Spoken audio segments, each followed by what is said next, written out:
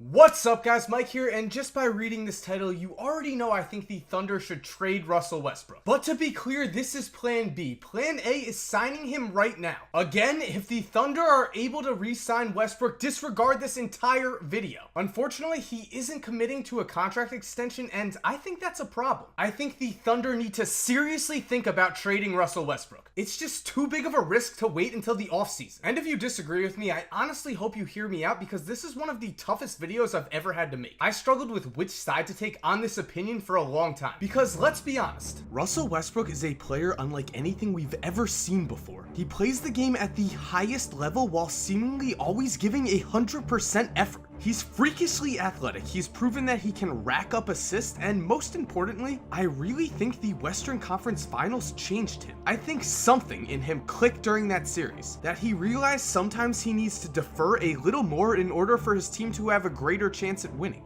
And throughout history, we've seen things click into place like this for other superstars. Jordan was notoriously a ball stopper in his early years with the Bulls. It took multiple losses to the Pistons for him to change his ways. LeBron was the opposite. He would pass way too much in the clutch, and after heading home early too many times, he changed his style of play to become more aggressive. So I honestly think the version of Russell Westbrook we're going to see next season is going to be the best version we've ever seen. On top of this, Westbrook is going to be the lone alpha male on a team for the first time. Sure, he's played without Durant before for extended periods of time due to injury, but KD was always on the sideline, a looming presence. Now Westbrook can declare that this is his team, which I think is very important to him. And speaking of Durant, Russ is apparently very angry that KD left him, which means we're going to see a pissed off Westbrook in FU mode the whole season. So I'm sure we can expect some crazy numbers and crazy highlights. And so you might be asking, Mike,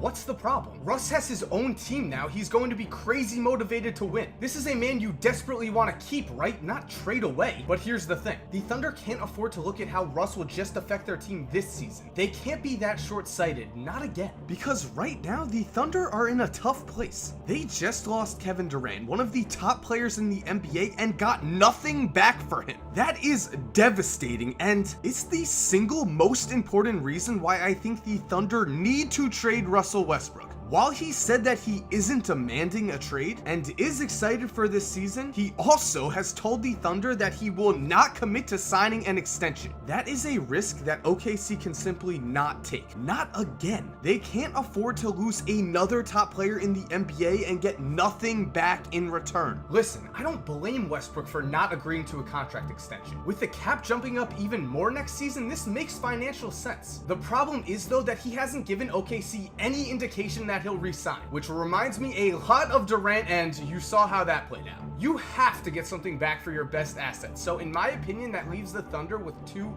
options. They can wait it out, hope Russ eventually decides he loves the Thunder and wants to resign, and if not, trade him during the midseason, or they can just trade him right now. Both of these options carry serious risks and rewards. If the Thunder decide to wait it out, they have the obvious potential reward that the Thunder will surprise teams next season, finish as one of the West's best teams, and that Russ will decide he loves OKC and will want to stay. The risk, of course, is that the Thunder perform as an average team next season, and it becomes clear that Westbrook is definitely leaving. If this happens, the Thunder have already damaged their own draft pick next year by winning too many games with Russ. They also put themselves in a bad position in terms of their leverage with trades. If it's the middle of the season and Westbrook is still not willing to commit to any team long term, then his value will drop significantly, as teams will not want to give away too many assets for a potential half-season rental. And for anyone pointing at the Carmelo Anthony situation and saying the Nuggets got back a ton for Carmelo, remember,